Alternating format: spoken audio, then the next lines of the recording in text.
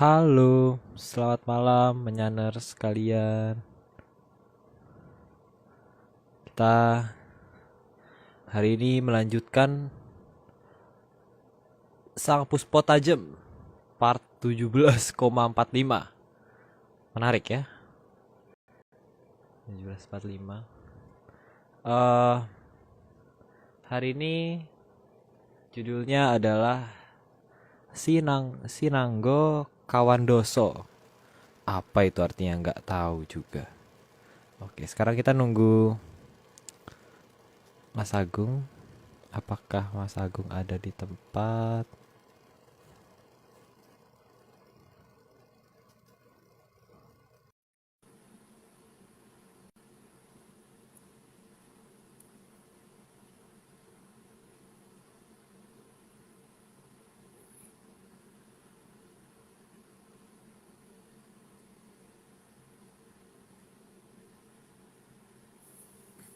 Wah, ternyata Om Agung juga belum bisa bergabung. Mungkin eh masih agak terlambat nih kayaknya sepertinya nih Om Agung. Oke,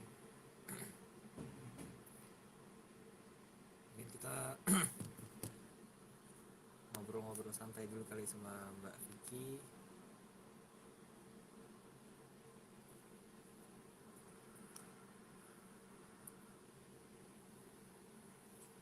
Hari ini kita slide-nya ada 117. Wah, oke. Pokoknya semangat narator kita hari ini Mbak Vicky. Vicky Ananda, apakah sudah bergabung?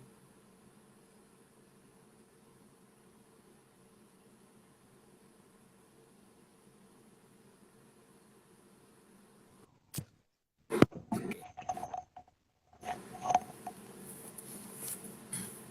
Selamat malam, Mbak. Halo ya, suaraku kedengeran nggak ya? Aman, aman. Kedengaran aman, aman. Buka ketuk layar untuk mengakses kontrol video. Nggak ya, nggak usah ya. Itu Mbak buat kalau mute. Mbak kan nggak mute malam ini Mbak. 117 slide. Nggak ada berhenti. Malam ini nggak ada berhenti Mbak Bener-bener. kita. Aduh. Oke Mbak, ini kayak Mas Agungnya ini masih ini nih, masih di belum di Di lokasi, jalan kayaknya. masih di jalan iya. Mbak. Gimana Mbak kabarnya di Jogja? Baik ya, baik ya. Alhamdulillah, Kalau kamu? alhamdulillah. Alhamdulillah Mbak di Jakarta aman. Kemarin di BSD juga ya panas Mbak lumayan. Kayaknya ada yang aneh nih sebenarnya harusnya kan musim-musim kalau misalnya di luar musim salju harusnya di sini musim hujan. Tapi sayangnya kemarin Ha, panas sih malahan di sini panas banget panasnya panas banget nyelkit panas. di Jakarta panas banget. Di Jogja hujan tuh tiap Iya. hari, hampir tiap hari. Wah ini ada yang salah nih Mbak kayaknya Mbak. Beda beda alam kayak gitu Iya Mbak. nih. Kesekat sama Jawa Aduh. Barat aja ya sebenarnya. Iya kos. Ini dia Mas Agung, Om Agung sudah hadir. Bopo Agung.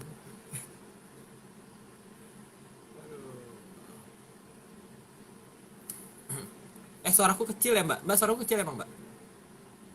Kurang besar. Nggak kayak biasanya, nggak kayak biasanya. Nggak kayak biasanya ya? Oke siap. Halo, maaf, belum balik Halo, aku. halo Om. Belum, Waduh, ini sepertinya baru jalan masih di dari jalan. mana nih? Iya, Jalan dari dari mana Om? mana-mana. Hmm, dari kerajaan yang Dari mana Om mana? hari ini Om?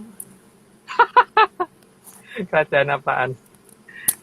Ini kok ada tulisan top apa tab on the screen that access video control. Apa ya maksudnya? Tap aja ya berarti ya?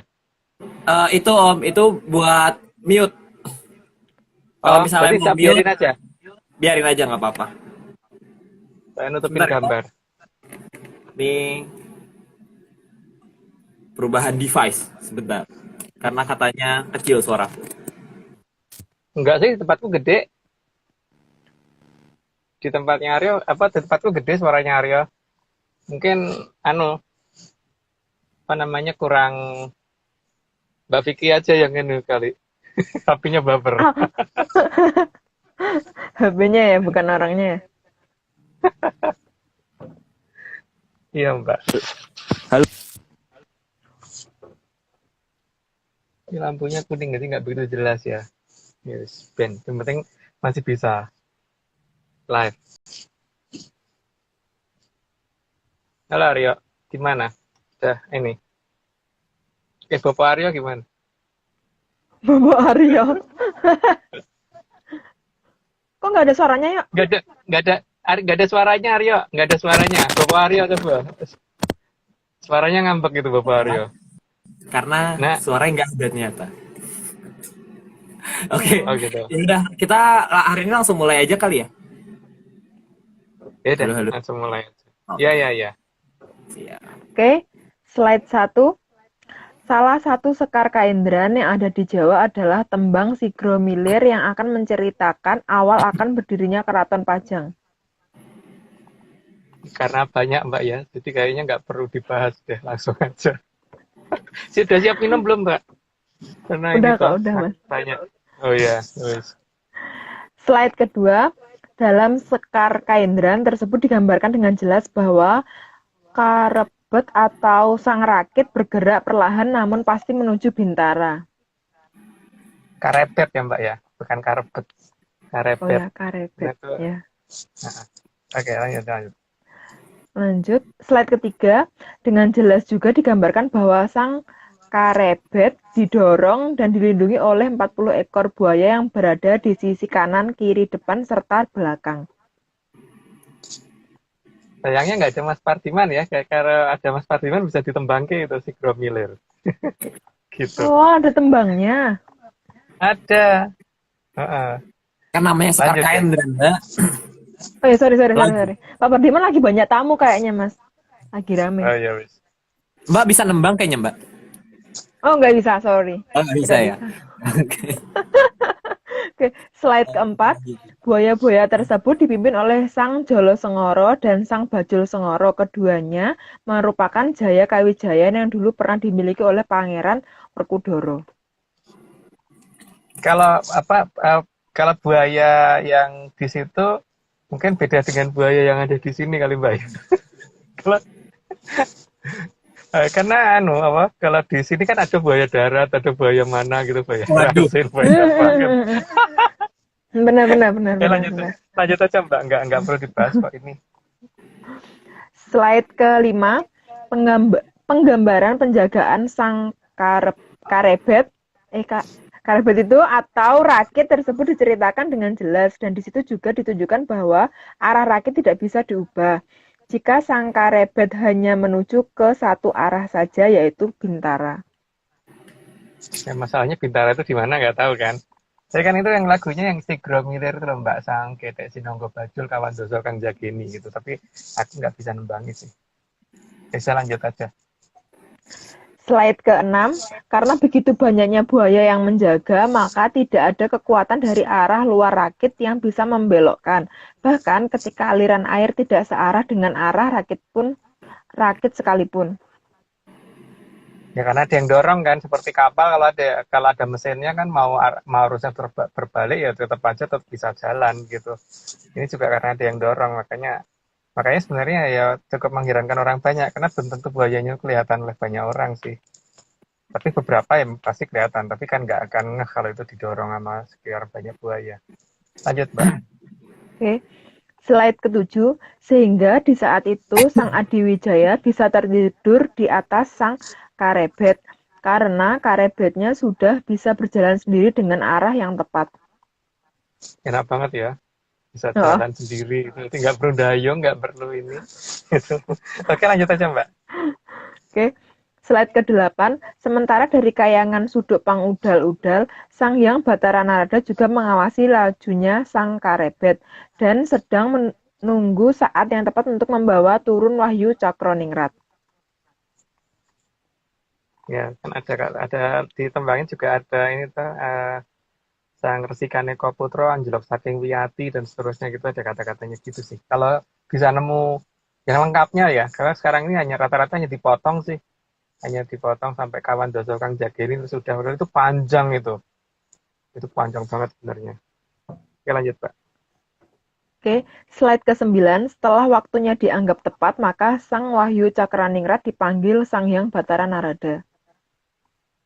Jadi persiapkan untuk turun ke si Adi Wijoyo kan yang lagi tertidur itu. Lanjut Mbak. Slide ke-10, Agar kondisi bisa berjalan lancar, maka Sang Hyang Bathara Narada mengajak turun Sang Wahyu Cakraningrat dan diminta manunggal dengan Sang Adi Wijaya. Ya, dalam kondisi masih belum tersadar sih anaknya soalnya waktu itu. Jadi turunnya Wahyu tidak disadari oleh si Adi Wijoyo waktu itu. Lanjut, Mbak.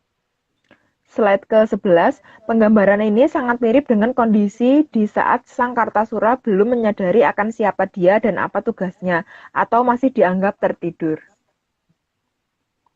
Ya, karena situasinya mirip sih, cuman bedanya itu di atas rakit, ini nggak di atas rakit, gitu aja sih bedanya. Ya, kalau Adi Wijoyo dijaga 40 buaya, ini dijaga oleh, ada terusnya ternyata. Lanjut dulu aja, Mbak. Slide ke-12, Sang Kartasura diikuti dan dijaga oleh 40 kumara luhur yang akan menuntunnya, tapi tidak disadari oleh Sang Kartasura. Makanya ada kata-kata kawan doso kang jageni gitu kan, kawan doso kang jageni. Makanya jangan kaget kalau kemudian itu ada kabinet 40 menteri dan sebagainya itu ya. Karena memang angka 40 jadi angka penting gara-gara itu. Lanjut, Pak. Oke, Ah, slide kirain ada ke-13. buayanya beneran. Emang Arya mau jadi buayanya? Oh, enggak. Bukannya Arya udah jadi buaya ya? Waduh, jangan dong. Jangan buka-buka di sini, Mbak, malu. Jadi kita lanjut. Oke. Lanjut, Oke, Mbak. slide ke-13. Perlambang dari 40 kumara luhur tersebut berada dalam pengawasan Sang Wahyu Hastabrata yang saat turun dibawa oleh Sang Hyang Bathara Narada. Tergantung nyebutnya ya. Kadang-kadang disebut Cakraningrat, kadang-kadang disebut Hastobroto dan sebagainya, Pak. Tiap zaman kan itu berubah nama, tapi Hasta itu 8 dewa kan yang mengawasi. 8 Betoro tepatnya. Itu mantan Presiden Soeharto menggambarkan dengan sangat jelas itu di Museum Purna Bakti. Gitu ya. Jadi anggap aja ya. Dongeng. Lanjut aja, Mbak. Kalau diceritain ntar panjang ini. Slide ke-14, turunnya Sang Hastabrata dibagaikan cahaya biru kemilauan yang turun ke salah satu daerah di Jawa Tengah dan bersamaan dengan dilahirkannya Sang Kartasura. Itu cemplorotnya terang banget itu. Kata banyak orang yang lihat ya, tapi karena saya nggak ngeliat waktu itu, tapi ada yang ceritakan tuh terang banget, tadi nggak keduga dan itu masuk ke ada di berikutnya, Mbak, lanjut aja, Mbak. Slide ke-15, cahaya biru tersebut turun dan masuk ke salah satu sumur timba dan menyala sangat terang selama 1 minggu dan hanya 3 keluarga yang bisa melihat kejadian tersebut. Ya, karena sumur itu dipakai oleh 3 keluarga, jadi ya cuma tiga keluarga itu yang bisa melihat dan itu nyalanya katanya terang sekali, warnanya biru berkemilau sekali dan orang yang sempat melihat itu semuanya nggak ada yang gagal, jadi orang sukses semua. Jadi nggak tahu kenapa itu, tapi yang jelas itu kejadian sudah terjadi cukup sangat lama ya. Dan masuknya ke sumur Timbo seperti itu ya, bukan ke sumur bor atau sumur apa gitu. Apa sumur pam atau sumur ledeng, enggak, tapi sumur Timbo. Lanjut, Mbak.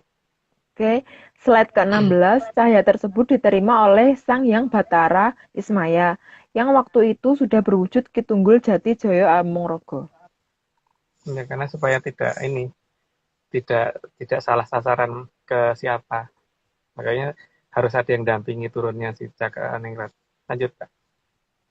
Oke, slide ke-17, karena Sang Hyang Bathara Indra yang sedang bertanggung jawab atas zaman tersebut, maka Susuhunan Amangkurat Agung yang ditunjuk oleh Sang Hyang Bathara Indra agar kembali turun untuk mengawal keadaan selama Sang Kartasura belum menyadari siapa dirinya. Dalam ini ya versi kita, jadi versi dongeng kita itu kan satu terah itu biasanya yang terahnya Bathara Wisnu itu akan mempunyai tingkah laku yang sama persis dan tidak ada perubahan cara bicara, lagak, lagu dan bahasa gerak-geriknya itu mirip gitu. Makanya kalau yang terahnya Bathara Indra itu kan yang terakhir yang saya tahu itu ya Mangkurat I.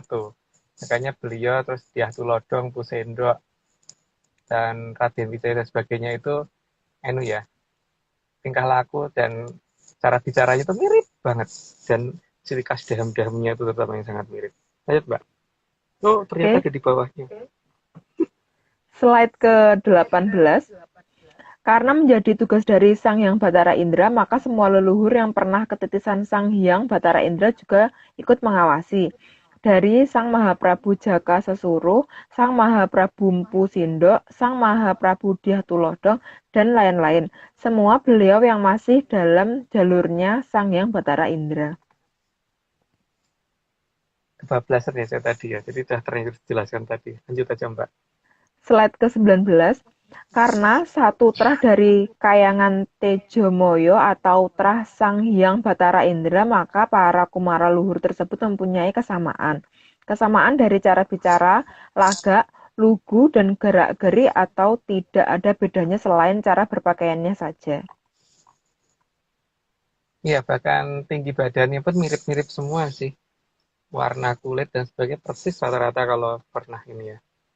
Tapi yang paling jelas itu ya pasti nggak ada yang jelek karena dari terahing kadewatan. Lanjut Mbak. Oke. Slide ke-20, karena juga sebagai Batara Ngejawantah, maka juga sangat ahli dalam strategi, sehingga bisa berpikir jauh ke depan, dan setiap langkahnya tidak bisa diduga oleh kebanyakan manusia. Ya karena bisa memperhitungkan jauh ke depan, jauh banget, benar-benar jauh cara berpikirnya. Itu tidak 1, 2, 3 langkah. Makanya kadang-kadang yang nggak ngerti itu kadang-kadang ini ya akan merasa bahwa kok aneh gitu loh yang direncanakan tuh apaan gitu. Tapi setelah sampai pada waktunya baru pasti akan terkejut. Karena memang ya beliau tuh begitu, nggak mau menjelaskan di saat-saat awal. Lanjut Mbak. Oke.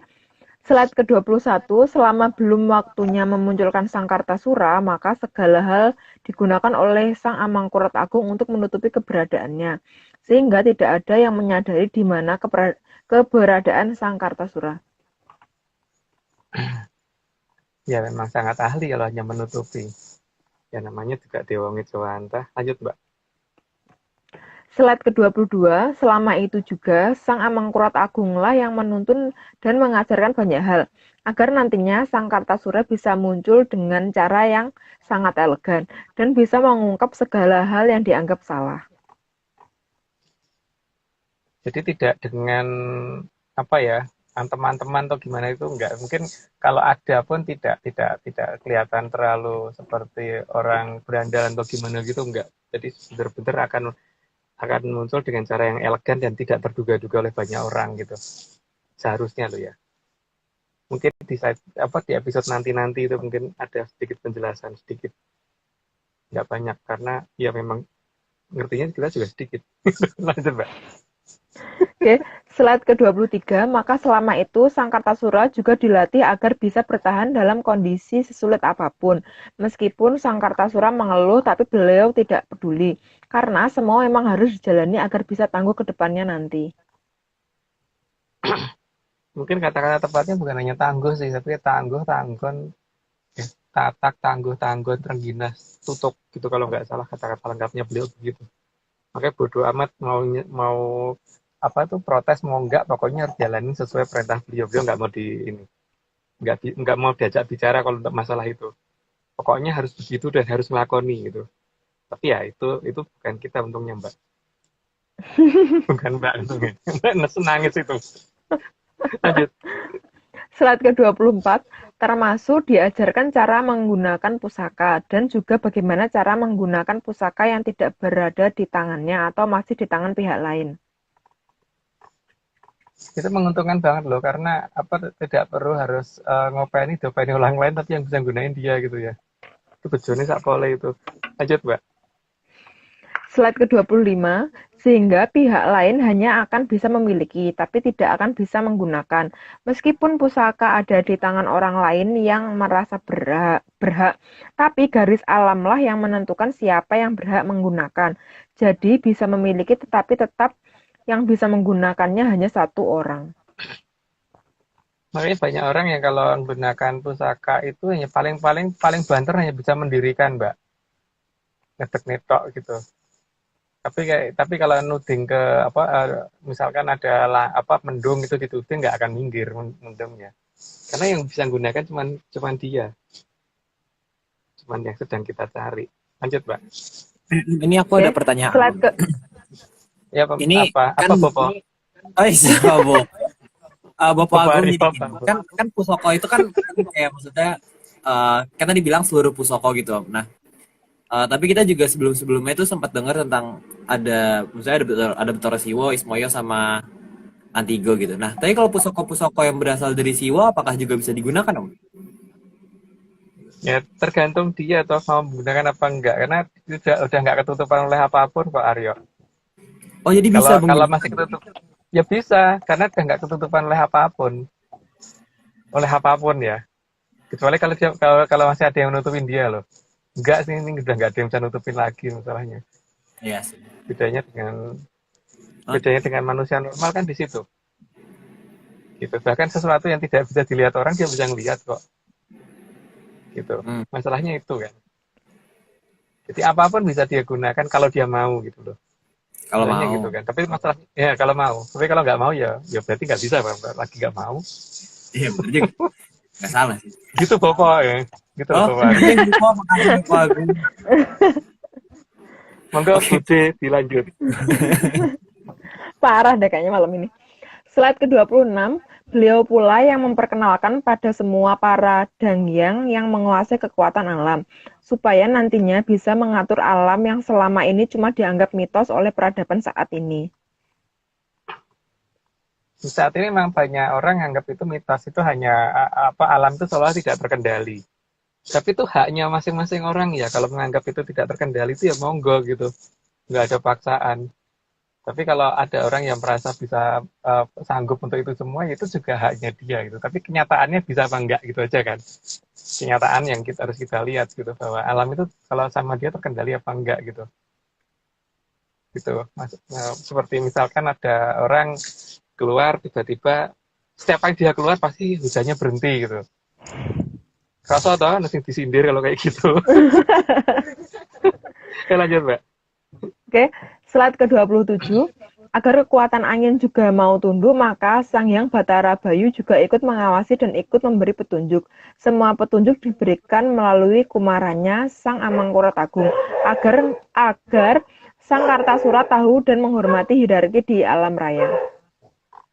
Ya, karena yang perlu itu hierarki itu harus dihormatin. Karena kalau tidak ya nggak tahu gimana. Karena banyak pihak yang mungkin hierarki dianggap nggak perlu, jadi langsung apa-apa itu ke atas gitu. Ini beda, kalau dia nggak mau ngikutin pola seperti itu, dia ngikutin pola hierarki yang ada di alam. Jadi kalau meminta sesuai dengan tataran, ya seperti gini ya, kalau orang mau bikin KTP itu kan cuman dari RT, RW, kelurahan, kecamatan jadi kan, Mbak, nggak perlu harus sampai bupati kan, nggak perlu harus sampai wali kota atau sampai presiden atau ke MPR, DPR gitu mau bikin KTP yang diketawain nggak pasti. Jadi harus ada tataran dan hierarki itu jelas, harus ngerti itu, harusnya begitu kan. Tapi kan ada banyak orang yang merasa hierarki itu nggak perlu. Itu haknya masing-masing sih. Cuman kalau yang mau menggunakan pola hierarki ya nggak apa-apa. Tapi kalau nggak mau menggunakan ya itu haknya dia gitu. Ya nanti tinggal dilihat yang kira-kira lancar hidupnya yang mana gitu kan. Kita Mbak, mau nggak lanjut? Oke, slide ke-28. Untuk bisa lebih jelas, terkadang Sang Hyang Batara Bayu juga memanggil ke Bukit Sorogedog untuk menanyakan langsung ke Sang Kartasura agar mengetahui apa yang belum diketahuinya untuk keperluan nantinya.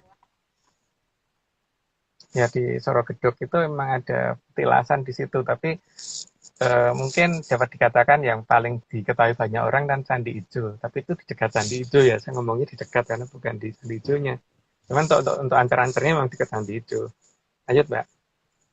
Oke, slide ke-29. Sementara itu, sebagai sebuah perlambang, maka di Bukit Sorogedog juga sering dimunculkan seekor ayam jago yang berbulu putih mulus.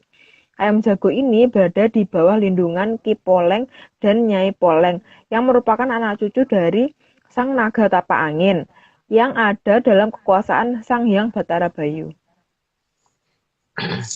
Itu nggak boleh diambil ditangkap orang loh, itu kata banyak orang kalau misalkan berani nangkap itu tahu-tahu nanti ya ada masalah yang menerimanya lah. Biasanya izin terbitnya habis. Biasanya loh izin terbitnya, karena kayak Poleng sama Nyai Poleng jaga itu banget gitu. Karena itu sebagai pertanda untuk lahirnya apa untuk nanti munculnya Kartosuro kan. Lanjut Mbak. Oke. Slide ke-30, ayam jago putih tersebut tidak boleh diganggu oleh siapapun karena merupakan titipan dari Sang Hyang Batara Bayu. Sehingga kalau ada yang berani mengusiknya maka akan berhadapan langsung dengan Ki Poleng dan Nyai Poleng yang berada di Bukit Sorogeduk. Nah, ini sekarang kalau ada yang mau mencoba silahkan loh, tapi tanggung jawab bukan saya loh ya. Gitu. Itu Mbak, ayo lanjut. Oke, slide ke-31, ayam jago inilah yang nantinya akan mengikuti Sang Kartasura. Dan ini yang akan jadi kekuatannya, karena ayam ini hanyalah tanda untuk Sang Nagasari di mana pada saat waktu yang tepat untuk menunjukkan di mana keberadaan 3 kerajaan besar yang sebenarnya. Ya kalau ngerti bisa menggunakan itu secara tepat ya karena dia bisa dari penunjuk arah gitu loh sebenarnya. Tapi kalau ngerti cara menggunakannya ya, kalau ngerti cara kontaknya dengan si jagonya itu dan diizinkan sama Kiai Poleng sama Nyai Polengnya. Gitu. Lanjut, Pak. Oke, slide ke-32, sementara itu Sang Hyang Batara Bayu juga mengamati dengan seksama keberadaan Medang Kamulyan agar tidak terjadi salah terima dengan Sang Kartasura dari kayangan Pangluwung. Pangluwung itu kayangannya Bathara Bayu.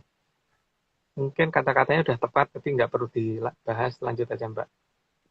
Oke, slide ke-33, untuk bisa menguasai gerakan alam, maka Sang Hyang Batara Wisnu juga sering memberi petunjuk.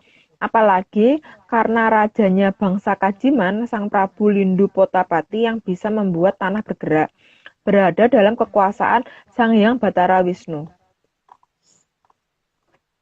Itu mestinya harusnya ada di Gua Lindu ya, tapi ada di bawah nggak ada. Ya udah, itu setahu berdasarkan babat menyan kita ya, itu kan ada di Nusa Kambangan di daerah Gua Lindu. Itu tapi ya kalau orang bisa ngelihatnya tempatnya seperti apa. Tapi kalau enggak ya hanya bisa ngeliat gua saja. Lanjut, Mbak. Oke, slide ke-34.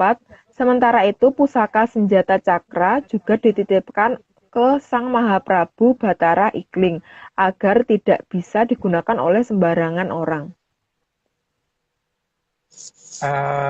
Cakra itu ada banyak di tiap zaman kan berganti-ganti ya. Kadang ada pakai nama Cakrawinoto, Cakrabrasporo dan sebagainya. Nah, saat ini yang akan diberikan kan yang namanya Cakrabrasporo, Cakrotibosworo.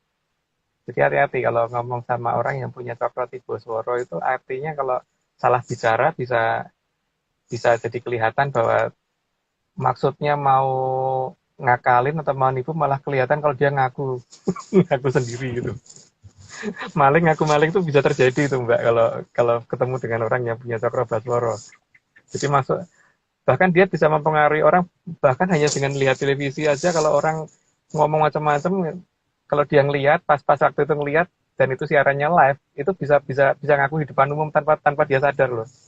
Dan ternyata banyak kan kalau Mbak ngeliatin waktu itu. Iya. Ada beberapa pejabat negara yang tiba-tiba bicara tanpa sadar bahwa ngaku loh. Nah, itu berarti dia sudah ada, kesimpulannya gitu kan. Jadi di Kartosuro ini sudah ada. Lanjut, Mbak. Oke, slide ke-35. Sekar Wijaya Kusuma juga dititipkan ke Prabu Lindu Potapati agar besok bila Sang Kartasura salah bertindak dan mengakibatkan korban jiwa, maka bisa menghidupkannya kembali agar tidak bersalah terhadap alam raya. Nah, itu dalam cerita babat menyan kita loh ya, orang bisa dihidupkan lagi. Karena kalau dalam kondisi normal kan manusia di zaman sekarang menganggap bahwa itu nggak mungkin kan, tapi kalau bagi dia mungkin gitu. Di babat menyan kita mungkin, tapi yang bisa melakukan dia bukan semua orang yang nggak pegang Wijaya Kusumo. Dan Wijaya Kusumo itu yang dititipkan ke Prabu Lindu Potapati ya, jadi bukan Wijaya Kusumo sembarangan. Karena itu nggak banyak Wijaya Kusumo yang ya juga bukan nggak banyak, memang cuma satu yang dari Bathara Wisnu. Lanjut, Mbak. Oke, slide ke-36. Sementara itu Kumara dari Mpu Sombro juga meminta agar meminimalisir sekali menggunakan Sekar Wijaya Kusuma. Hal itu disampaikan pada saat akan mengambil pusaka buatan beliau yang berbentuk seperti paku yang bernama Sang Pleret di daerah Kediri yang sekarang berada di Jawa Timur. Pusaka tersebut bisa menghidupkan orang yang sudah meninggal di sana, sehingga Sang Pleret bisa diminta dari pihak yang waktu itu memiliki, tapi tidak tahu kalau itu adalah Sang Pleret. Jadi kan pada saat Amangkurat Emas dulu eh, perang ke timur, jadi kan dia Sampyoh ya. Jadi Sampyoh itu apa ya? Bahasa Indonesia itu sama-sama meninggal gitu ya. Nah, ciri-ciri Pleret yang betul itu kan dari besi towo, terus besi towo itu warnanya kelabu, jadi bukan hitam, bukan porosani. Bentuknya segi empat kayak piramid gitu. Segi empat bagian bawah memanjang kira-kira ya hampir segini gitu. Dulu sama PB1 kan pernah dipakai untuk nusuk Kapten Tek. Waktu itu Kapten Tek kan pakai baju besi sehingga ujung bagian atasnya rompal terus kemudian gosong. Kemudian sama busuk Kologati sempat ditajemin lagi sehingga bentuknya jadi gini, terus lanjut lagi ke atas, ujung bagian atasnya agak gosong gitu kan. Dan lebih pendek sekarang, nggak kayak yang dulu gitu. Tapi kekuatannya tetap sama. Jadi dia pegang itu harusnya Mbak. Cuman masalahnya kan sekarang itu ada di mana yang namanya. Ya, bentuknya mirip paku sih, makanya kalau yang pegang dulunya harusnya Paku Buwono kan. Bentuknya memang persis banget sama paku. Dan itu pusaka Jawa Barat ya, karena Bu Sombro itu kan orang Jawa Barat, bukan orang Jawa Tengah. Moga-moga nggak ada yang jelas. Lanjut Mbak. Udah bingung. Bingung sih Mas, benar. Slide ke-37, sementara Aji Bolosrewu juga ditinggalkan di suatu daerah bernama Sewon. Saat ini dalam kondisi disirep Begananda, sehingga dalam posisi tertidur dan dikemayan agar tidak terlihat. Ya kalau terlihat takut semua kali Mbak, antara badan, kepala sama ini gede banget kan itu. Jadi kalau sampai bisa kelihatan ya mungkin orang minggir dari wilayah itu. Pada daerah itu kan daerah yang ramai kan. Dekat tempat kuliahnya Mbak ya kalau nggak salah dulu. Kayaknya itu Ya, bukan salah Mas, bener banget. maka ada daerah namanya Ireng-Ireng gitu kira-kira Mbak. Oh ya ini di belakangnya deh. Jadi lanjut dulu aja Mbak. Oke, slide ke-38, karena wajah Sang Bolosrewu yang sangat menyeramkan, maka kadang kalau tidak sengaja terlihat kepalanya akan sangat menakutkan. Maka daerah tersebut dinamakan Druwo, karena bentuk wajah yang menakutkan. Ini karena serem aja sih orang nganggapnya kalau serem tuh gendruwo gitu kan mau dinamakan gendruwo, tapi bukan nggak mirip gendruwo itu. Ya bentuknya lucu begitu sih sebenarnya, tapi ya lebih banget gitu. Ya tapi posisinya kan tertidur Mbak. Makanya di daerah sana kan ada daerah namanya Ireng-Ireng, karena memang Bolosrewu kan hitam kan badannya. Dan sebagainya lah udah. Kalau dijelasin lebih banyak, kayaknya juga nggak ada gunanya. Lanjut Mbak. Slide ke-39, selain bentuk kepalanya, kadang anggota badannya juga terlihat tanpa sengaja meskipun sudah dikemayan. Karena hitam legam warna kulit Bolosrewu, maka daerah itu dinamakan Ireng-Ireng. Lanjut, kan udah ternyata aku kebablasan tadi. Lanjut Mbak. Oke, slide ke-40, sementara itu Sang Retopeksi Jolodoro atau Garuda Yaksa disembunyikan di daerah dekat Telawah. Namun tidak akan mudah dilihat karena ada dalam lingkup daerah tertutup yang hanya bisa dilihat dengan mata satu. Itu kurang N, jadi harusnya Retnopeksi Jolodoro Mbak. Retnopeksi Jolodoro harusnya. Oh, Itu kalau yang dilihat patung gedenya itu akan kelihatan kalau dilihat dari Google Earth, sebenarnya lebih kelihatan. Tapi kaget pasti nanti kalau ngelihat ukurannya, kan gede banget. Lanjut Mbak. slide ke-41, kuda sembrani diberikan kepada putri bungsu dari Sang Mapanji, Sri Aji Joyoboyo, dan saat ini berada di Keraton Atlantis. Tapi itu kadang sering lepas, maka saya sempat kelihatan di terbang antara Bukit Tukung, Gunung Tukung, Waduk Malahayu yang ada di Brebes apa tidak salah ya. Di sekitar sana sering banget muncul itu. Banyak orang yang lihat, cuman masalahnya biasanya begitu melihat itu sayangnya tidak sempat mengabadikan, tapi banyak yang lihat. Tapi yang sempat terabadikan paling tidak kan waktu pas di atas KPU itu kan banyak yang lihat itu. Ayo Mbak. Oke, slide ke-42. Namun, sang sembrani juga kadang dilepas di antara Waduk Malahayu, Bukit Ares sampai ke Gunung Tukung di daerah Banyumasan. Keduluan ya Mbak ya. Ini lanjut aja Enggak Mbak. apa-apa, Mas. Slide ke-43, sementara Sang Hyang Batara Wisnu juga mengawasi dengan seksama dari kayangan Untoro Segara. Segoro. Segara, sorry. Ya, lanjut aja itu nama kayangannya beliau. Lanjut aja Mbak. Oke. Slide ke-44, Sang Hyang Batara Brahma juga berkepentingan memberi petunjuk, mengingat zat salah atau kama dari Sang Hyang Batara Guru yang disembunyikan oleh Sang Hyang Batara Durga, mulai ditemukan oleh banyak orang, dan akan dijadikan pemusnah kehidupan. Itu ada dalam surat Mandalogiri ya. Kalau bisa nemu surat Mandalogiri yang asli, pasti akan ada cerita itu gitu. Tuh, tapi ya monggo dicari sendiri aja. Jadi nggak perlu saya ceritain. Lanjut, Mbak. Oke, slide ke-45. Untuk kekuatan agar bisa meluluhkan semua senjata yang bisa dijadikan pemusnah massal, maka Sang Hyang Batara Brahma juga memberikan aji Kumbolo Geni. Kayaknya ini melumpuhkan deh, Mas, melumpuhkan semua senjata. Terus, Iya. tapi sebelum Sang Kartasura mengetahui jati dirinya, maka aji Kumbolo Geni disembunyikan di suatu tempat yang dijaga oleh angsa yang menjadi titisan dari Sang Hyang Batara Brahma. Bukan titisan, Mbak. Titihan. Titihan itu kendaraan. Oh, Kalau titihan. Bedoro Wisnu kan Ratna Peksi Dolodoro atau Garuda Yaksa itu ya kendaraannya. Kalau Bedoro Bromo itu kan angsa memang wujud kendaraannya. Gitu. Makanya kan kalau orang zaman dulu itu kalau pasang sok bakal itu kan pasti ada ndok blengkernya, harus ndok blengker banyak kan Mbak, atau ndok blengker angsa itu. Karena untuk nampani Teluh Brojo kan. Gitu. Tapi nggak perlu dijelasin karena kita bukan dukun Mbak. Lanjut Mbak. Oke. Makin lima. Slide ke Maksudnya semuanya semangat jangan ini, Mbak. berapa sih? 46. 46 kan, yuk. 46. 46. Iya. Semangat, Mbak. Oke, slide Yuk, ke-46, maka panasnya Sang Kumbolo Geni di daerah Siangsa tidak akan bisa dirasakan oleh masyarakat yang berada di dekat wilayah tersebut. Maka daerah itu lalu dinamakan Siangsana karena dari kata Siangsa. Nah, akhiran na berarti sasana atau tempat, maka Siangsana berarti tempat Sang Angsa, titihannya Sang Hyang Batara Brahma. Itu pasti nggak jauh dari bekas Keraton Mataram itu Mbak. Mataramnya Panembahan Senopati itu harusnya loh. Harusnya. Karena kan beliau Bromo. Untuk versi kita ya. Tapi kalau orang lain yang nggak tahu. Ayo Mbak.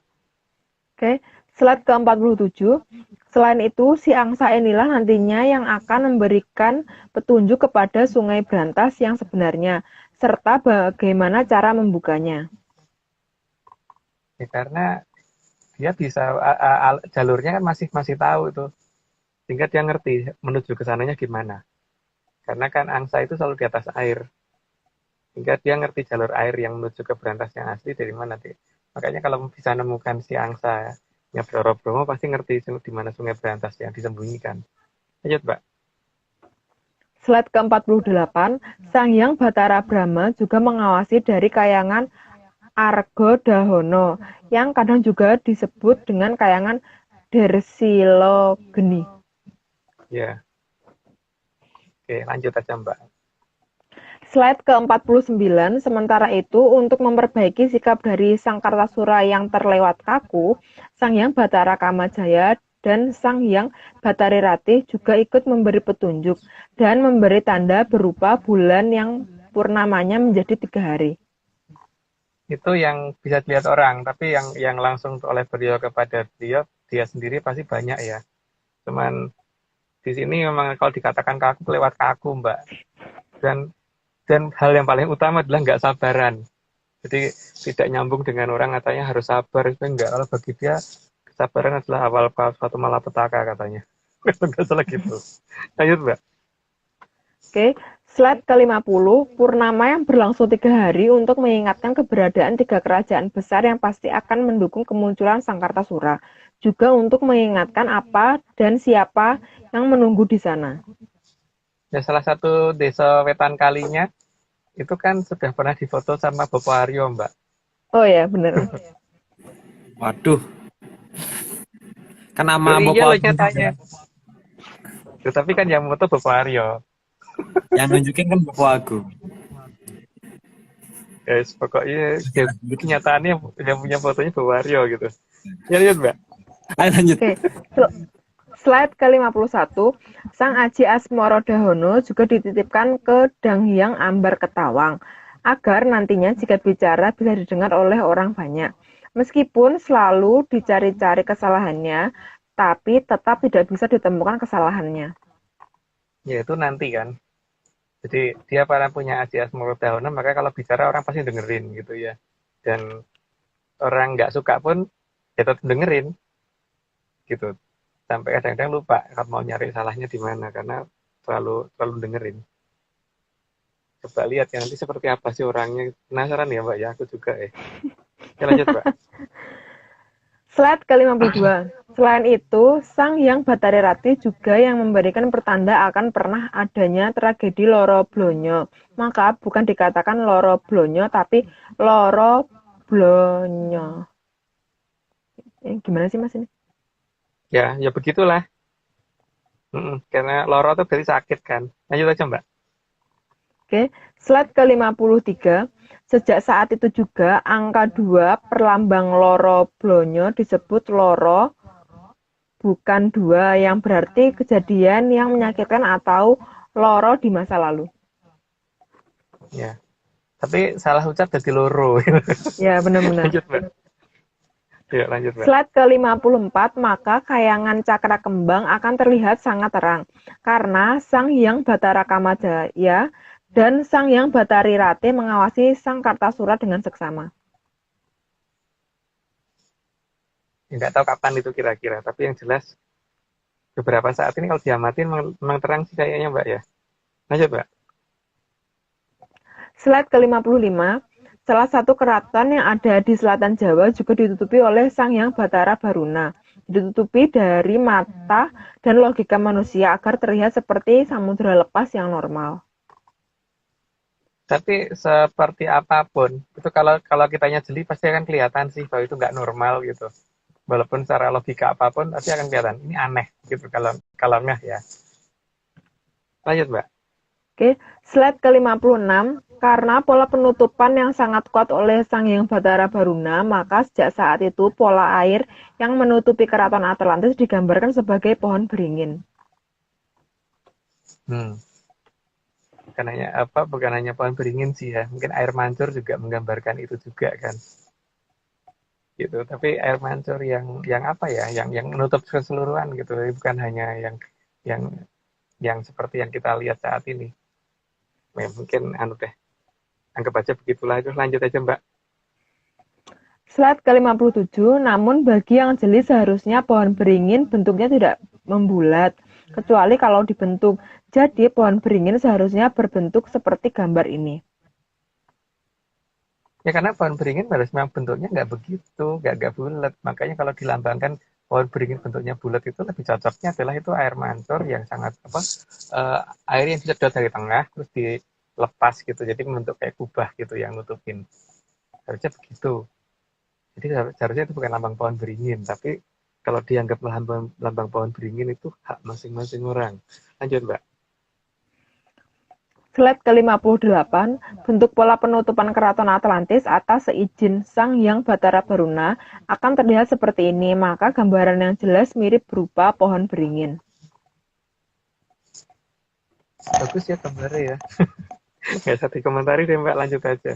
Oke, slide ke-59, sehingga pola penutupan yang seperti ini kalau dari kejauhan nampak seperti lapisan abu-abu yang terlihat di batas cakrawala Samudra Selatan. itu udah sering dibahas, jadi kayak nggak bisa dibicarakan. Lanjut aja Mbak. Slide ke-60, atas persetujuan dari Sang Hyang Bathara Baruna dan Sang Hyang Wening, maka keraton Atlantis menjadi tidak mudah terlihat. Dari garis batas terluar dari keraton Atlantis hanya akan terlihat seperti lapisan berwarna abu-abu di batas cakrawala Samudra Selatan. Dan lebih tinggi. Jadi kalau kita melihat dan kita ukur sudut elevasinya itu pasti naik, bukan sejajar atau turun. Dan itu aneh sih sebenarnya kalau ngelihat lautan kok di ujung sebelah sana bukannya ke bawah tapi malah ke atas. Walaupun ke atasnya nggak terlalu banget gitu, tapi kelihatan ke atas sih, bukan ke bawah. Lanjut Mbak. Oke, slide ke-61.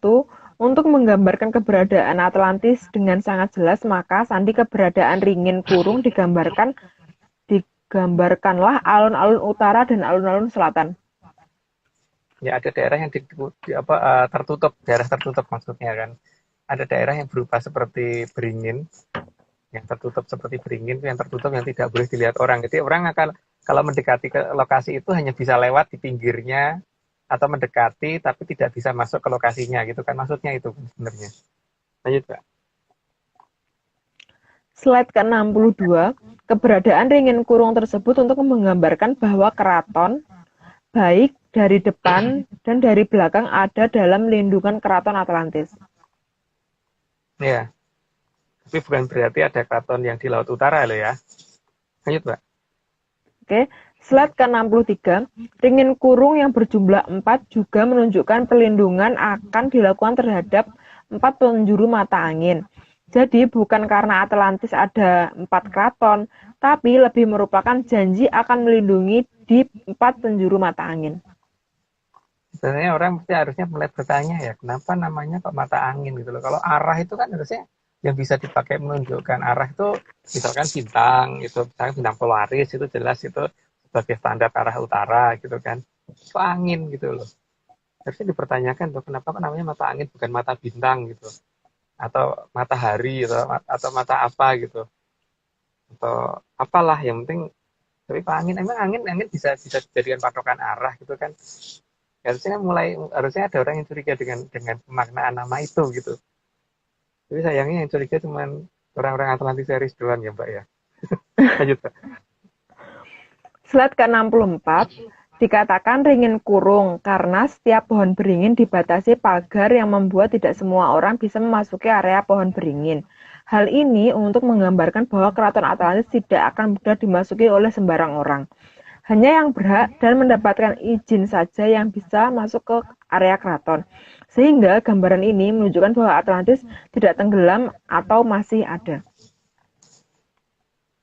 Ya kalau ada yang mengatakan Atlantis tenggelam itu haknya mereka ya. Tapi kan kita berarti kan malah enak toh Mbak menelitinya lebih gampang karena orang udah nggak mencari, jadi kita sendiri yang mencari gitu. Jadi kalau kita diizinkan ke sana kan itu keberuntungan kita gitu loh. Minimal salah satu bagian dari Lemurian yang pernah difoto oleh Bopo Aryo itu sudah mau menunjukkan diri gitu loh paling tidak, dan Bapak Aryo berhasil memfoto dengan kamera yang sederhana bukan dengan kamera yang bagus gitu. Lanjut Mbak. Oke, slide ke-65, jalan di antara kedua ringin kurung juga menunjukkan keberadaan Sang Nagasari yang bisa membuka jalan agar alun-alun atau ombak bisa terbelah untuk akses menuju Atlantis. Jalan ini hanya akan digelar oleh Sang Nagasari jika ada yang memang dikehendaki berjalan menuju keraton Atlantis. Kalau kenal Nagasarinya loh. Kalau nggak kenal ya nggak mungkin. Tapi kalau cuman merasa kenal ya nggak bisa juga ya. Karena di sini benar-benar harus kenal. Gitu masalahnya. Yang ada malah masuk laut, bukan bisa jalan di atasnya si Nogosari. Lanjut Mbak. Oke, slide ke-66, keberadaan Sang Nogosari atau Olor juga digambarkan di Keraton Taman Sari untuk memberikan gambaran agar Sang Kartasura dapat mengingat tata cara masuk ke Keraton Atlantis. Maka beberapa kode ditinggalkan di banyak lokasi yang tidak akan mudah terbaca oleh yang berpegang pada pola pikir barat. Pokoknya kalau mikirnya masih pakai cara filsafat, dijamin tidak akan bisa nemu maksudnya apa. Jadi benar-benar harus mikir menggunakan pola nenek moyang kita dulu gitu. Jadi bukan menggunakan pola filsafat. Terus nyasare kalau pakai filsafat dijamin. Nah sekarang kalau Mbak pengen nyasar silahkan pakai filsafat Mbak. Monggo dilanjut. Oke, slide ke-67, keberadaan sumur Gumuling juga sebagai pertanda bahwa dulu pernah ada kejadian. Kejadian yang menyebabkan ditutupnya peradaban besar terhadap peradaban kekinian yang merasa sudah lebih maju dari peradaban yang lalu. Ya, karena pernah ada orang minta air sampai balik sumur gitu kan katanya loh. Lanjut Mbak. Slide ke-68, agar Sang Kartasura lebih paham, maka juga diadakan daerah bernama Segoroyoso atau Samudra Buatan yang berada di dekat Taman Sari. Taman milik para dewi yang bernama Sari yang terpusat di selatan Jawa. Nggak tahu apakah sekarang udah berubah dari nama Segaran. Segaran kan berarti kan segoro palsu ya, Segaran. Tapi untungnya di daerah dekat timur kiri ya kalau nggak salah masih ada nama Segoroyoso ya Mbak ya. Kalau nggak salah. Dan sandi-sandi itu hanya bisa dibaca oleh orang yang ngerti gitu. Karena kalau menggunakan cara mikir yang berbeda emang nggak akan bisa sih. Itu hebatnya nenek moyang kita, nutupinya pintar padahal jelas gitu ya. Kelihatan di depan mata tapi nggak terlihat jadinya gitu. Padahal terlihat. Lanjut Mbak. Slide ke-69, meskipun Segoroyoso saat ini seperti daerah tidak berair, namun itu adalah penggambaran yang sangat jelas bahwa ada samudra buatan di selatan Jawa. Dan di situ ada tata cara masuk gitu loh, ada tata cara masuknya ke sana dan ya itu kalau tahu dan itu Bapak Arya mungkin tahu kali caranya. Waduh, yang ahli itu Bapak Agung. Aku nggak tahu apa-apa. Kalau Ya, Bapak lanjut. Arya bisa, ini di komen ada yang pengen ikut soalnya. Semoga nanti saya diizinkan, minta dikenalin. Ini Oke, apa Mbok Vicky ternyata? bukan ya? Itu aku baca di itu komen. Jatuh ya Mbak. Ini HP-nya melunjak. Nggak boleh menolak Mbak. Oke. Slide ke-70, dan juga sudah jelas bahwa dari garis cakrawala seharusnya warna abu-abu terlihat sejajar. Hal ini menunjukkan bahwa seharusnya ringin kurung juga sama tingginya, maka jika tingginya tidak sama, akan terlihat tidak sesuai dengan gambaran di batas cakrawala samudra. Ya itu nggak tahu artinya apa ya. Harusnya begitu, tapi kalau tidak sama ya berarti buh itu artinya biar. Lanjut Mbak. Oke, slide ke-71, karena memang sudah ada dalam jangka bahwa besok akan ada Aldoko mengamuk menyeruduk pohon beringin yang akan menjebol sampai ke akar-akarnya. Hal ini harus diartikan sendiri dan semua orang berhak mengartikannya. Namun, jika ditelusuri menggunakan pola pikir filsafat, pasti tidak akan ketemu apa maksudnya. Ya, lanjut aja Mbak. Slide ke-72, gambaran ringin roboh bukan gambaran permusuhan antara Aldaka dan Keraton Atlantis, tapi lebih pada kode keras dari alam raya yang harus dicari, tanpa melibatkan pola logika barat apalagi filsafat. Ya karena selama ini yang membuat jauh itu sih, yang membuat jauh dari logika zaman dulu itu. Tapi kalau banyak orang mencoba mempelajari dengan menggunakan itu ya coba aja kalau bisa nyampe. Lanjut aja Mbak.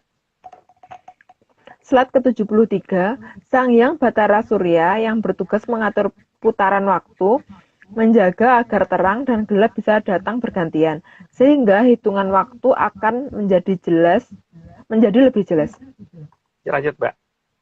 Belum layak Slide dibahas. ke-74, selain menjaga putaran waktu, Sang Hyang Batara Surya juga memberikan pertanda agar zaman berjalan sesuai dengan kehendak dari Sang Hyang Toto Winanci. Hal ini sudah dijabarkan oleh Sang Hyang Batara Panyarian, serta ditulis ulang dengan cukup teliti oleh Sang Mahaprabu Sri Aji Joyoboyo.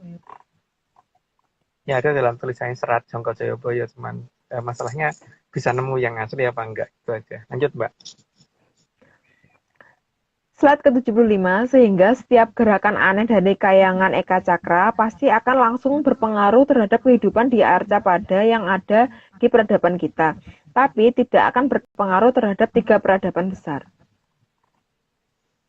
Ya, iya, karena mereka ngerti bagaimana harmonisasi dengan alam, sehingga bencana itu tidak akan mencapai ke wilayah mereka. Menjauh dari wilayah mereka, iya gitu. Karena mereka masih menggunakan tata cara di mana alam itu bisa dikendalikan, bukan bukan alam yang tidak terkendali ya di mereka. Lanjut, Mbak. Oke, slide ke-76, selain memberi tanda kayangan Eka Cakra, juga yang akan menyeleksi apa dan siapa saja yang boleh mendekati ke arca pada. Maka semua benda langit yang akan menuju bumi diharuskan sowan dulu mendekat ke gerbang kayangan Eka Cakra. Jadi artinya kan jangan takut ada meteor menghantam bumi gitu kan, atau asteroid menghantam bumi. Don't worry gitu, judulnya itu kan. Lanjut, Mbak. Oke, slide ke-77, maka sebelum Wahyu Ero Cokro turun, Sang Wahyu Ero Cokro harus mendapat izin dulu dari Sang Hyang Batara Surya, agar semuanya sesuai dengan aturan waktu dari Sang Hyang Toto Winanci. Dan jika masih berdasarkan pada logika barat, maka kayangan Eka Cakra akan menjadi sangat susah diamati, meski menggunakan peralatan termaju dan tercanggih sekalipun. Jadi si Ero Cokro itu memang pada saat akan turun, walaupun sebenarnya kalau secara tataran di atasnya Bathara Surya, tapi dia tetap menghormati hierarki yang sedang bertugas, toh, Mbak. Jadi dia tetap minta izin, walaupun sebenarnya bisa aja tanpa minta izin. Tapi ya dia hormat dengan hierarki, walaupun dia di atasnya Bathara Surya. Lanjut, Mbak. Slide ke-78, bahkan kekuatan dari Sang Hyang Batara Surya juga digunakan untuk membelokkan kecurigaan manusia di peradaban kekinian dengan sinar yang indah. Ya, supaya orang nggak curiga dengan beberapa wilayah tertentu sih, supaya yang diteliti bukan wilayah yang seharusnya mereka teliti, hanya membelokkan pikiran orang yang punya peralatan dan punya biaya dan sebagainya. Lanjut, Mbak. Oke, slide ke-79. Sinar yang indah tersebut tidak berada di atas Atlantis, agar pusat penelitian manusia di zaman kekinian menuju atau terpusat di daerah yang memang disediakan ada dan tidak berpenghuni. Jadi digeser, arah kecurigaan orang digeser ke satu wilayah yang seharusnya di sana tidak diteliti, juga nggak ada apa-apanya gitu. Lanjut, Mbak. Oke, slide ke-80. Maka disengaja oleh Sang Hyang Batara Surya agar ada daerah yang tidak terkena sinar matahari yang cukup, sehingga menjadi daerah yang sangat dingin dan tidak berpenghuni, dan menjadi daerah yang aneh yang kemudian mengundang kecurigaan banyak orang untuk menelitinya, sehingga Atlantis tidak terlacak keberadaannya. Karena kan kalau kita melihat jarak antara bumi dan matahari itu, seharusnya kan kalau ditambah dengan setengah bumi lagi, kalau misalkan ini bulat gitu kan, harusnya kalau di sini terkena sinar yang kuat, harusnya di daerah sini juga masih terkena sinar yang kuat ya, karena matahari yang gede banget gitu. Iya. Jadi kalau misalkan tiba-tiba ada daerah yang ekstrem perbedaan suhunya, saja ini matahari kepiye gitu kan. Itu loh. Jadi ini pinternya Bathara Surya untuk supaya orang kecurigaan orang itu tidak menuju ke suatu wilayah yang harusnya mereka curigai. Gitu. Ya cuman kita yang kurang kerjaan, Mbak. Jadi kita yang curiga. Akhirnya. Lanjut. Oke, slide ke-81. Kemudian diadakanlah dua wilayah yang disediakan bagi yang ingin tahu lebih banyak, dan semua decoy atau pengalihan perhatian disediakan di sana agar seolah-olah ada temuan baru di tempat itu.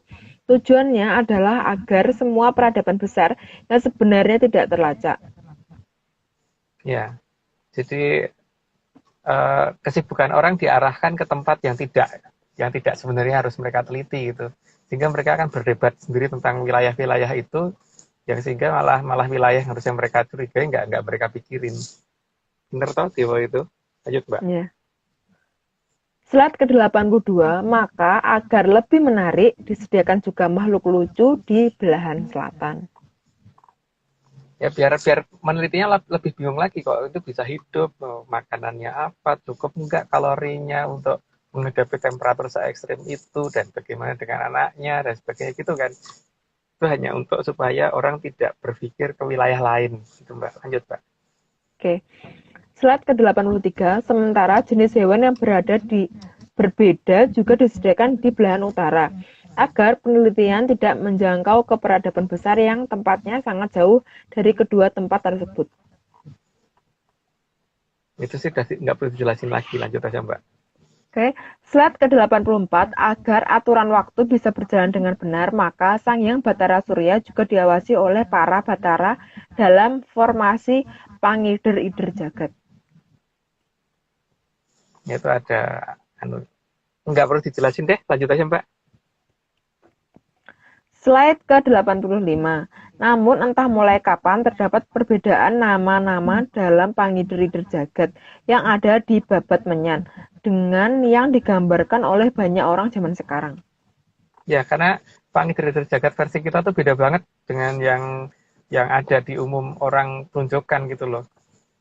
Ya nggak tahu yang benar siapa, tapi kalau bagi kita yang benar ya kita, bagi orang lain yang benar ya mungkin mereka gitu. Tapi ekstrim sih perbedaannya, sangat-sangat jauh. Sangat-sangat berbeda sekali dengan apa yang kita terima. Lanjut, Mbak. Oke, slide ke-86. Para Kumara Luhur yang merupakan titisan dari Hastabrata dan Pangider-ider Jagat yang akan selalu secara bergantian mengamankan Sang Kartosuro, juga memperingatkan serta memberi petunjuk sesuai urutan sang waktu. Jadi nggak bisa ditergesa-gesa, nggak bisa diburu-buru. Walaupun dipancing seperti apapun ya nggak bisa, karena memang dia harus ngikutin pola waktu, dan ketika waktunya belum tepat ya apapun yang harusnya dia miliki belum diberikan, karena nanti nggak duluin waktu. Ingat Mbak? Slide ke-87, karena dijaga oleh 40 Kumara Luhur, maka banyak kejadian yang tidak terduga yang selalu mengarahkan agar apa yang dilakukan Sang Kartasura menjadi benar. Ya walaupun banyak orang mengatakan itu salah, tiba-tiba jadi benar aja apa yang dilakukan gitu. Jadi ketika dia dikritik salah, ya malah yang kritik itu yang celaka biasanya. Gitu Mbak, lanjut Mbak. Slide ke-88, selain menjaga ke-40 Kumara Luhur tersebut juga akan menutupi Sang Kartasura jika belum saatnya muncul. Karena ke-40 Kumara Luhur tersebut sangat ahli dalam urusan strategi, maka pola penyembunyiannya juga tidak akan mudah dilacak. Ahli strategi semua ya, jadi jangan dipikir yang namanya raja-raja zaman dulu itu cuma hanya bisa memerintah tanpa bisa mikir panjang ya. Dia itu sangat bisa memikir panjang, bahkan tahu keadaan yang ke depan gitu. Jadi memang ya apapun yang beliau lakukan itu tidak akan bisa diprediksi dengan gampang sih. Lanjut Mbak. Oke. Slide ke-89, dalam menjaga Sang Kartasura, ke-40 Kumara Luhur melakukannya bergantian. Tapi di setiap waktu selalu berjumlah 40, tidak kurang dan tidak lebih, tapi selalu berganti Kumara Luhur yang bertugas. Jadi 40 itu ganti-gantian. Kayak shift gitu ya, petugas shift. Gitu. Tapi itu dari yang ngatur kan dari kayangan, jadi bukan orang yang ngatur. Tapi yang dijaga orang. Lanjut, Mbak. Slide ke-90. Setiap Kumara Luhur yang bertugas kadang juga akan menggunakan raga dari Sang Piningit, agar kalau terpaksa diperlukan bisa melakukan hal-hal yang tidak bisa dilakukan oleh manusia normal. Karena memang sebelum kekuatannya dikembalikan semua kan memang ini ya, supaya tidak mendahului keadaan. Tapi kalau situasinya darurat ya beliau langsung turun tangan. Dan raga yang digunakan ya raga yang dijaga supaya dia bisa aman. Gitu, lanjut Mbak. Slide ke-91, ke-40 Kumara Luhur itu dengan sangat setia menjaga dan mengarahkan Sang Tunjung Seto. Karena keberadaan Sang Hyang Bathari Maharani yang menghendaki agar Sang Tunjung Seto selalu aman. Karena merupakan palenggahan beliau. Makanya tidak mungkin yang namanya para Kumara Luhur itu bisa diatur, kecuali kalau ada sesuatu yang lebih tinggi yang menghendaki itu kan. Ada sesuatu yang lebih tinggi itu adalah Sang Hyang Maharani yang bahkan itu di atasnya Bathara Ismaya. Lanjut Pak. Slide ke-92. Dari kayangan yang mirip bentuknya dengan cempaka kudup atau cempaka yang masih kuncup, Sang Hyang Bathari Maharani selalu mengawasi setiap perkembangan Sang Tunjung Seto. Cuma nama kayangannya kita tidak bisa mengungkap di sini ya, karena ya memang tidak tepat kalau diutarakan di kondisi online seperti ini. Lanjut, Mbak. Slide ke-93, maka lambang cempaka kudup sebagai lambang keberadaan Sang Hyang Bathari Maharani semenjak saat itu digambarkan di atas kuluk yang biasanya dipakai dalam acara jumenengan raja. Mungkin nanti detailnya Sang Hyang Maharani mungkin 2 episode lagi kali ya.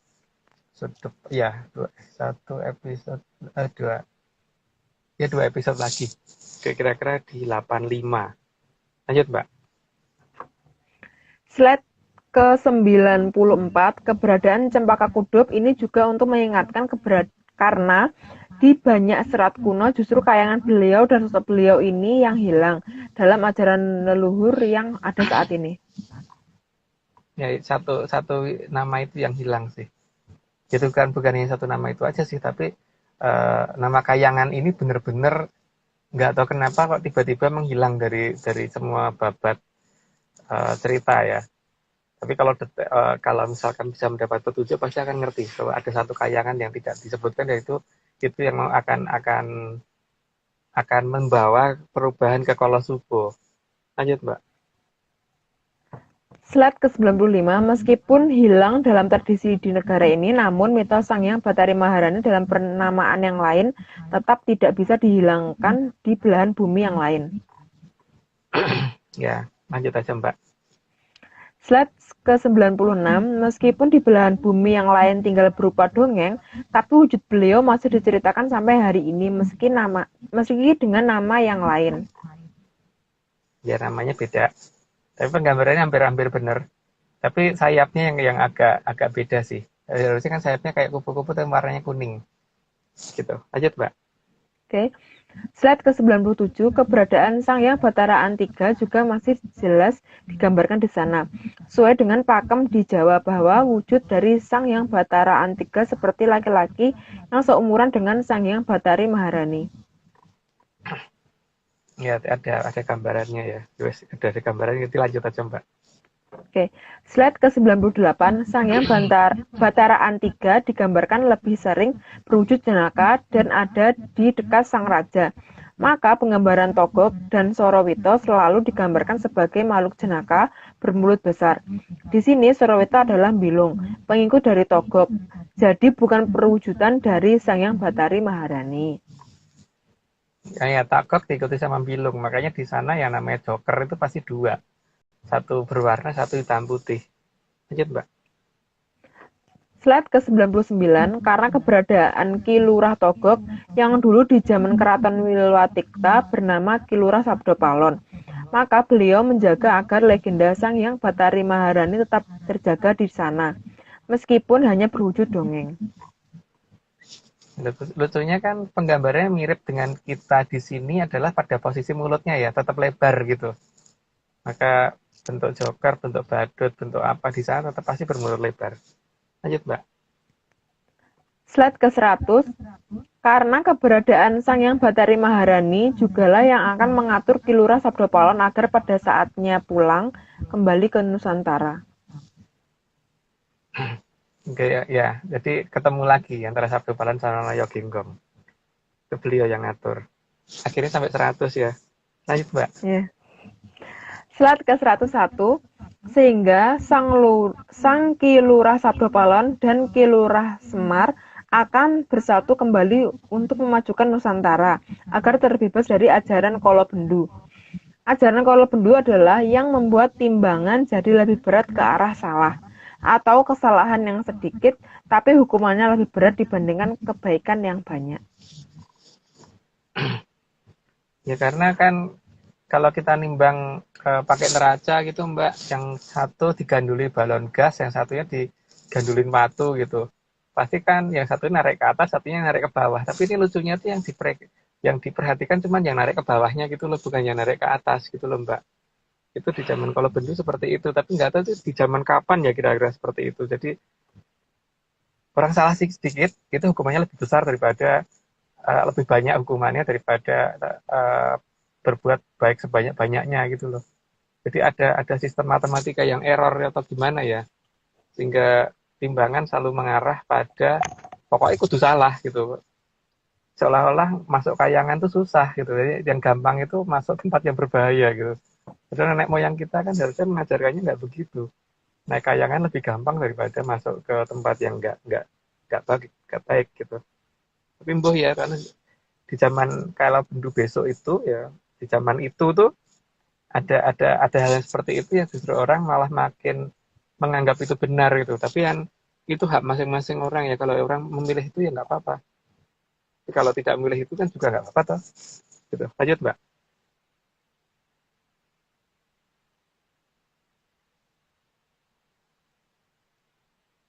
Tuh, Mbak muter-muter. Baik, Mbak Vicky. Lagi muter-muter. Iya 102 ya, Mbak. Satu-satu. Satu-satu, Oh, satu-dua. Satu-satu.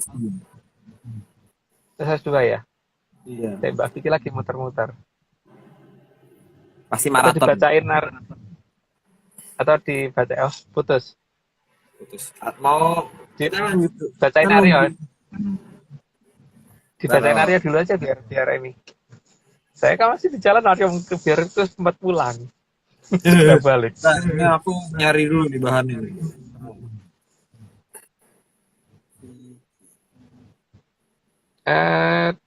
Di grup ayo. Iya ya, udah. Kita invite dulu. Oh, udah masuk lagi. Lagi di ini sih invite. Mungkin baterainya habis kayaknya ya. Kayaknya ya. Ya, mungkin. Oke, Aryo bacain aja Ya, sebentar. sambil nunggu. 102. 102. 102. Nah, oke. Ke 102. Karena kalau timbangan sudah terlalu bergeser ke kiri atau lebih berat ke angka yang salah, maka memang harus diperbaiki. Ya, yang namanya timbangan kan memang begitu kan. Ada yang di pasar itu kan selalu ada yang periksa timbangan tuh Aryo. Jadi kalau ada orang yang curang supaya nanti ini apa namanya, kalau misalkan jual daging atau jual apa gitu, kalau timbangannya kurang kan supaya orang itu tidak bisa dicurangi, maka harus ada petugas khusus untuk yang bagian mengatur memeriksa timbangan kan. Nah, ketika di alam ini timbangan sudah mengalah terus ke arah pihak yang salah selalu dijadikan prioritas, maka alat pasti akan harus menurunkan itu supaya timbangan menjadi ke arah yang benar, harus menang gitu kan.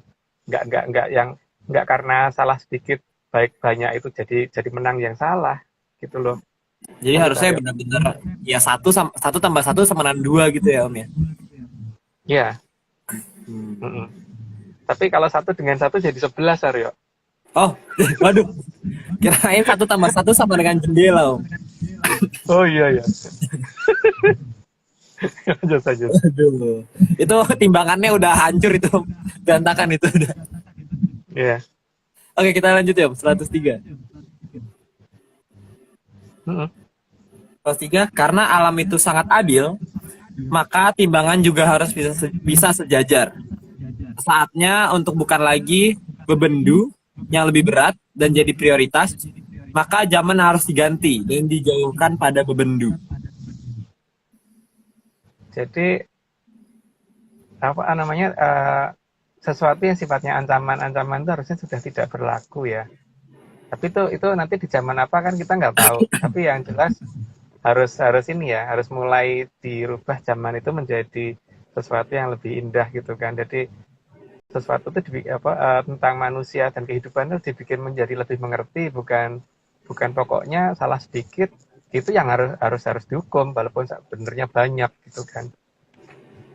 Jadi aku apa tidak kan masalahnya, kemungkinan besar itu akan ada zaman yang seperti itu kan. Makanya beliau sudah mempersiapkan itu, bahwa nanti harus ada tukang yang akan memperbaiki timbangan, itu tugasnya Kilura Sabdopalon kalau nggak salah. Lanjut, Mbak. Atau tugasnya Kilura Sabdopalon bukan ini, bukan eh, siapa Sang Tunjung Seto itu. Ya karena kan dia diikuti itu. Oh iya. Berarti melalui Oke, Mbak. si Tunjung Seto ini. Oh ya Mbak Vicky, Ya, bro. sampai 104, Mbak. Tadi Gabung, itu Mbak. tadi itu hilang sinyalnya. Wah, Ya. Oke, langsung Oke, aja. 104. Slide ke 104. Untuk memperbaiki timbangan juga harus ada perbaikan dan kalibrasi ulang dari biji timbangan atau kalibrasi ulang tentang cara menilai aturan zaman. Jadi yang saat ini dianggap baik belum tentu baik di masa depan. Dan yang dianggap salah juga belum tentu salah di masa depan. Iya, karena memang harus ada penelitian total ulang ya. Jadi itu harus benar-benar oleh pihak yang ngerti bagaimana memperbaiki penilaian biji timbangan itu gitu.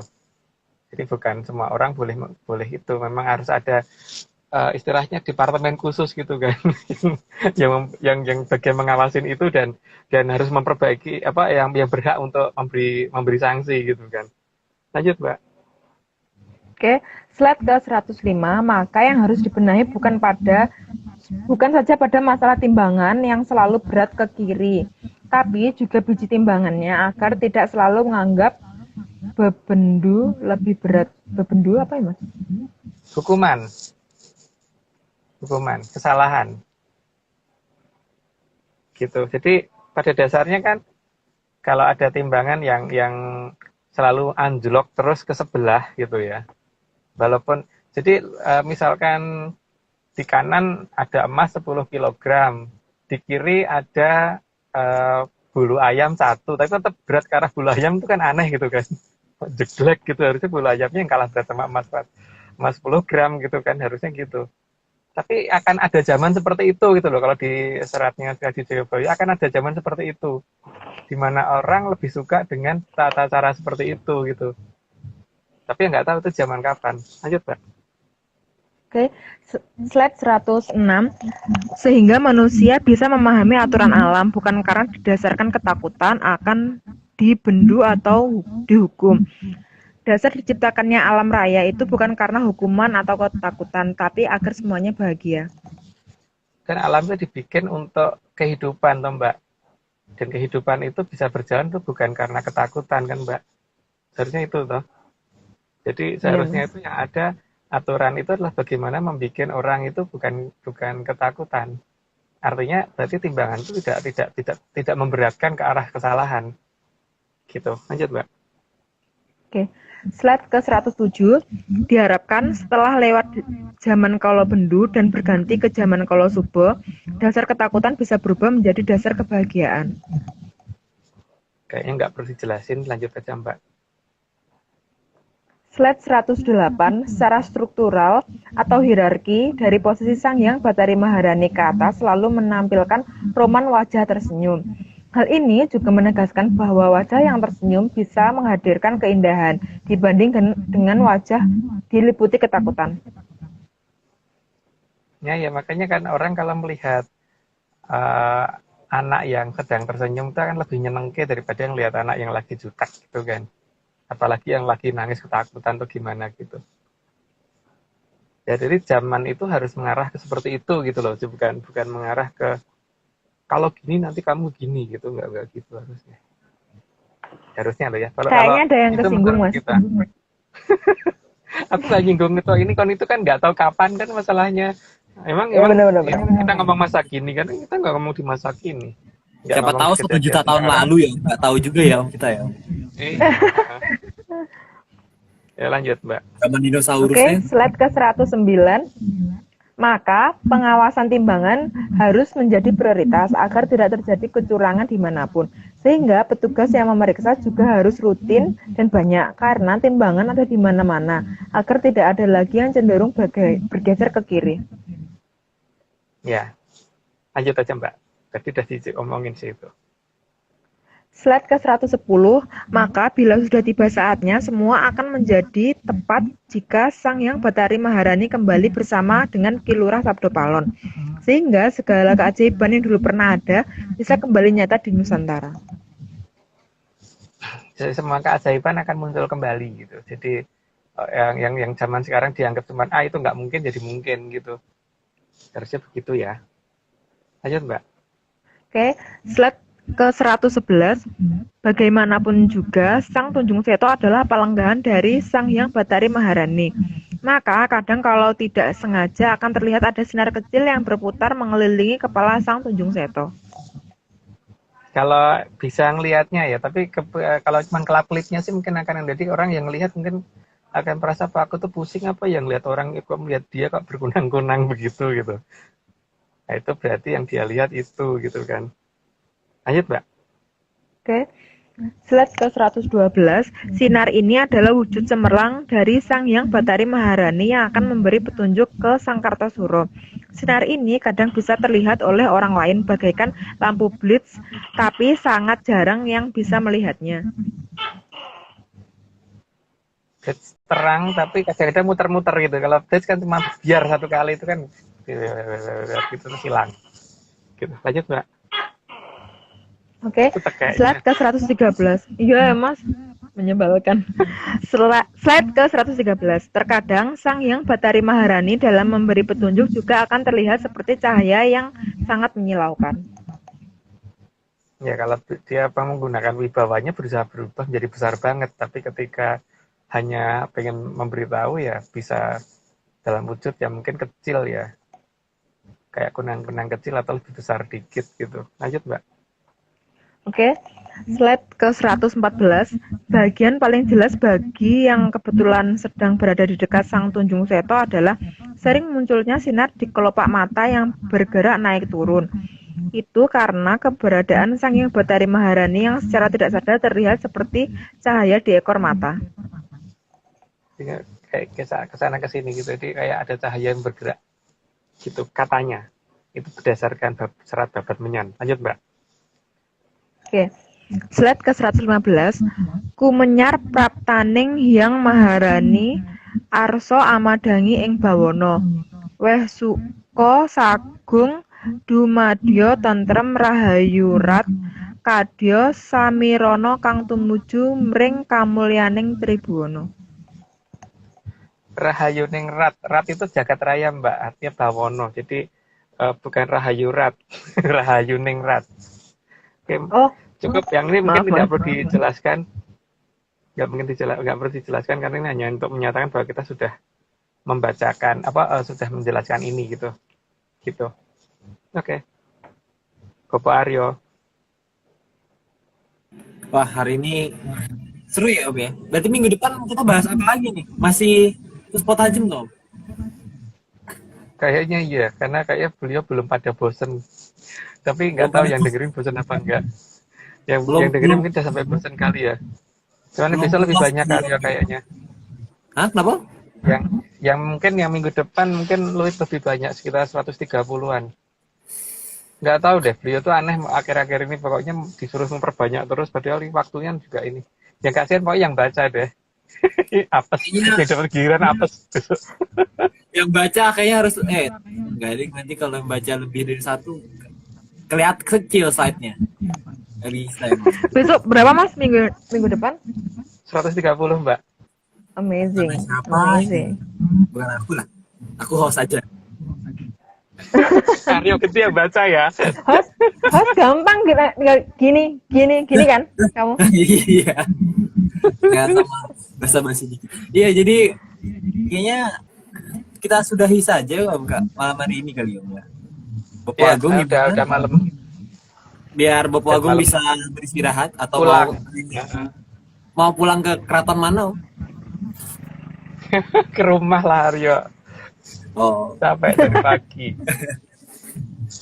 Oke, berarti terima kasih semua kerabat menyan malam hari ini, dan tentunya Bapak Agung Bimo Sutejo, makasih malam hari ini sudah diceritakan tentang banyak hal dan juga Mbak Vicky, Bro Vicky. Makasih Mbak Tante Vicky, tante. Tante Vicky. Mas Aku sudah besok mengorbankan ganti suara, ganti wajah jadi Dek loh nanti. oh, sudah mengorbankan suaranya, suara, pikiran dan semuanya. Terima kasih Mbak. Terus kemudian juga seperti biasa terima kasih ke Mas Dani Argi sebagai pembuat flyer. Flyernya keren banget, nggak ngerti kenapa nggak pernah turun. Performanya selalu bagus, selalu unik. Terus juga makasih buat slide-nya dari Mas Togo. Terus ada Mas Rahadian sebagai yang ngirim chat via chat, texting via chat. Terus kemudian terima kasih juga Om Iwan, terus juga Bro Heskel, dan tentunya kepada Chief Executive Officer dari Atlantis Series, Bos Marius. Terima kasih Pak Marius. Pak Itu Marius. futuris futuris medium angin-anginan. Wah, Karena kadang-kadang bisa diganti. medium angin-anginan. Semoga nggak masuk angin lagi Pak. Jangan. Oke ya, kita benar-benar menunggu lah ke host dari Pak Marius itu emang pasti ada unik-uniknya aja. Jadi berarti udah sekian dari Atlantis Series malam hari ini. Sampai jumpa di minggu depan. Selamat malam, salamnya.